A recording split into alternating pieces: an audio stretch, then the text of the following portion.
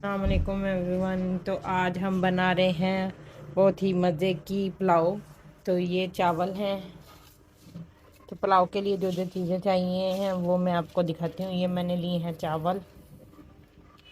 चावलों को अब मैं भिगो लूँगी पानी डालकर।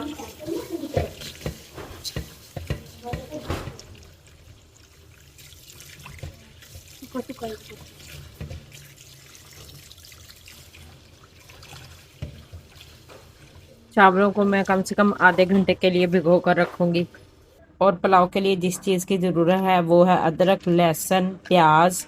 मैंने देसी काम किया है। व्लॉग वही होता है जो ओरिजिनल हो, ये नहीं कि आप वो अब प्लेटों में निकालने लग जाओ हर एक चीज़। तो ये मेरा देसी काम है, मैं इसी तरह से करती हूँ और आप लोगों को भी बिल्कुल सीधा सीधा दिखाती हूँ। और हमें चाहिए हरी मिर्चें। मैं पुलाव में कोई ज़्यादा चीज़ें नहीं डालती हूँ, लोग टमाटर पता नहीं क्या क्या चीज़ें डालते हैं, मैं वो नहीं डालती हूँ। और ये साबुत गरम मसाला। और इस तरफ मैंने ना कुकर में बड़ा गोश्त रख के उसमें पानी और नमक डाला है। और उसके अंदर मैंने एक साबुत प्याज बगैर छिले हुए, लहसुन और अदरक का पीस सॉरी एक डाल के तो मैंने इसमें यखनी बना ली थी। 25 मिनट दिए हैं। अब मैं खोलूँगी कुकर और देखूँगी कि गोश्त गल चुका है। तो फिर हम अपनी पुलाव की तैयारी करेंगे। ये देखें, माशाल्लाह से गोश्त काफ़ी अच्छा गल चुका है। और ये देखें, भाप खुशबू भी बहुत अच्छी आ रही है, चेक करें। तो माशाल्लाह से गोश्त हमारा परफेक्ट तरीके से गल चुका है। और अब मैं इसको निकालूंगी इस डिश में। देखिए, मैंने सारा गोश्त यहाँ पर निकाल लिया है। ये इसका मसाला है। और ये देखें, ये अदरक जो मैंने इसके अंदर डाला था बगैर छिले हुए धोकर, तो अब मैं इसको निकाल दूँगी। और ये देखें, ये लहसुन और प्याज, इनको भी मैं निकाल दूँगी साइड पे। और ये मसाला है। तो अब तैयारी करते हैं पुलाव की। और ये यखनी बच गई है सिर्फ। तो जी ग्राइंडर में मैं ये सारी चीज़ें डाल के अब कर लूँगी ग्राइंड। और इनका पेस्ट अच्छे से बना लूँगी। तो पेस्ट बना के फिर मैं आपको दिखाती हूँ।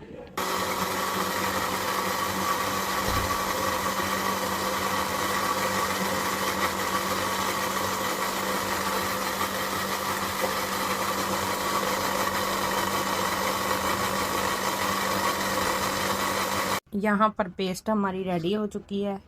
ये चेक करें, ये देखें, बिल्कुल बारीक सी कर लेनी है। आपने हरी मिर्चें डालनी है, इसमें कोई ज़्यादा मसाले नहीं जाएंगे।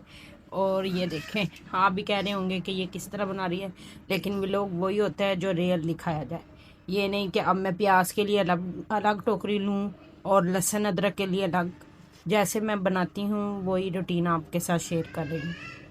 जी यहाँ पर मैंने जला ली है आग। अब मैं डालूँगी घी। बिस्मिल्लाहिर्रहमानिर्रहीम।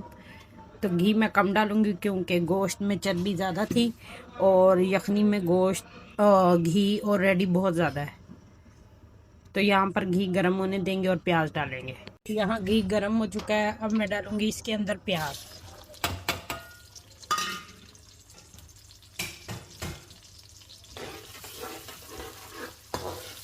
और अच्छी तरह इसे होने दूँगी ब्राउन। प्याज ब्राउन होते हैं फिर मैं आप लोगों से मिलती हूँ। जी जनाब, प्याज हमारे ब्राउन हो चुके हैं। अब मैं इसमें शामिल करूँगी साबुत गरम मसाला। थोड़ा सा ज़ीरा है, तेज़पात है और ये चीज़ें हैं। इनको हल्का सा 2 मिनट के भूनने के बाद इसमें मैं शामिल करूँगी अदरक लहसुन का पेस्ट। तो जी 2 मिनट हो चुके हैं। अब अदरक लहसुन का पेस्ट इसमें शामिल करेंगे और हरी मिर्चें को भी हम अच्छे से भून लेंगे। मसाला हमारा अच्छे से भून चुका है। अब मैं इसमें डालूंगी चाइनीज़ नमक। चाइनीज़ नमक डालने के बाद अब मैं इसमें शामिल करूंगी गोश्त।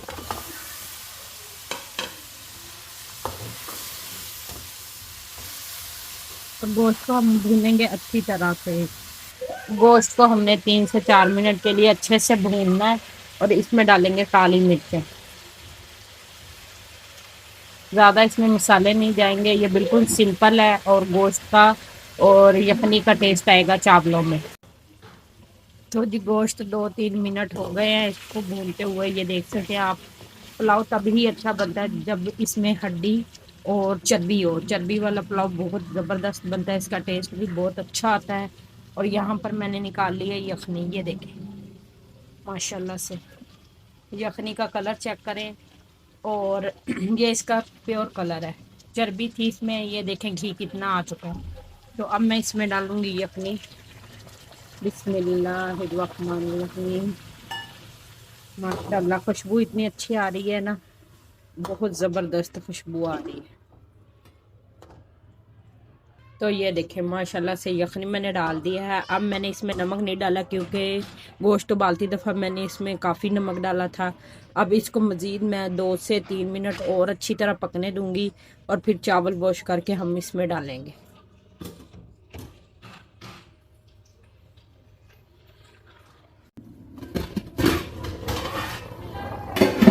ماشاء اللہ سے یہ دیکھیں کتنی زبردست بنی ہے, اور خوشبو بھی بہت اچھی آ رہی ہے. اب میں اس میں نمک چیک کروں گی.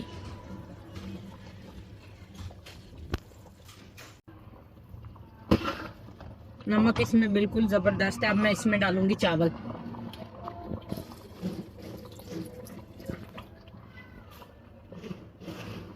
چاول کو میں نے اچھی طرح سے دھو لیا تھا. اب میں اس میں چاول شامل کروں گی.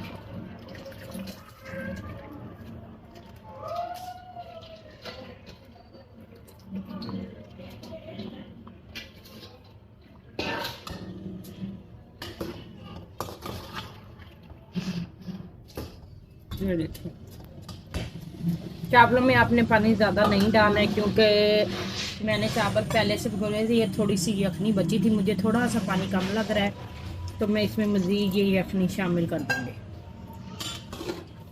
اب ان کو ہلکی آنچ پر پکنے دوں گی. ان چاولوں کو بند کر کے رکھ دیا. اب انہیں ہلکی آنچ پر پکنے دیں گے. تو اب دیکھتے ہیں چاول کہاں تک پہنچے ہیں. ماشاء اللہ چیک کریں. اور خوشبو تو بہت لاجواب آ رہی ہے. یہ دیکھیں ماشاء اللہ بہت پیارا کلر, اور نیچرل جو ایک کلر ہوتا ہے نا وہ آیا ہے. اس میں کوئی مسالے نہیں ڈرتے. کچھ لوگ ہوتے ہیں ٹماٹر پتہ نہیں کیا کیا چیزیں ڈال کے بناتے ہیں, لیکن میں اس طرح بناتی ہوں. آپ بھی ضرور ایک دفعہ اس طرح ٹرائی کریے گا, اور مجھے کمنٹ میں اپنی رائے کا اظہار ضرور کیجیے گا. اب میں اس کو رکھوں گی دم پر. چاولوں کو میں نے رکھ دیا ہے دم پر, اور آنچ بالکل درمیان والی لگائی ہے. یہ دیکھیں دم پر رکھ دیا ہے. اب میں اس کے اوپر کوئی وزنی چیز رکھوں گی. اب یہ دیکھیں گے میں نے اس کے اوپر ایک بھگونا سا رکھ دیا ہے وزن کے لیے, تاکہ اس کی دم نہ بھاپ نہ نکلے. یہ دیکھیں تو اب میں اس کو دوں گی 15 سے 20 منٹ کا دم. تو اس کے بعد ملتے ہیں. تو جی اب دم ہو چکا ہے پورا. چولہا کرتے ہیں بند, اور چاولوں کو چیک کرتے ہیں. اوپر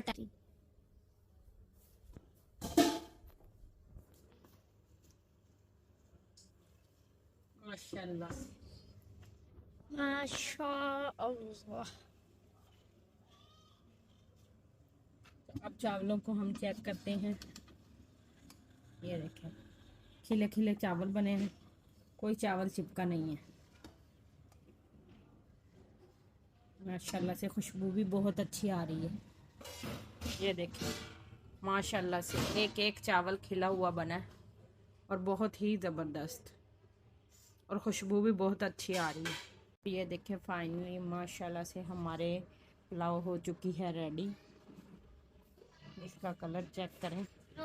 ماشاء اللہ سے بہت ہی زبردست اور ٹیسٹی. تو آئی ہوپ آپ لوگوں کو ویڈیو اچھی لگی ہو. ویڈیو اچھی لگی ہو تو پلیز لائک کریں, میرے چینل کو سبسکرائب کریں, اور میری ویڈیو کو شیئر بھی کریں. تو ریسپی ٹرائی کریے گا اور کمنٹس میں ضرور بتائے گا. ملتے ہیں نیکسٹ ولاگ میں. اللہ حافظ.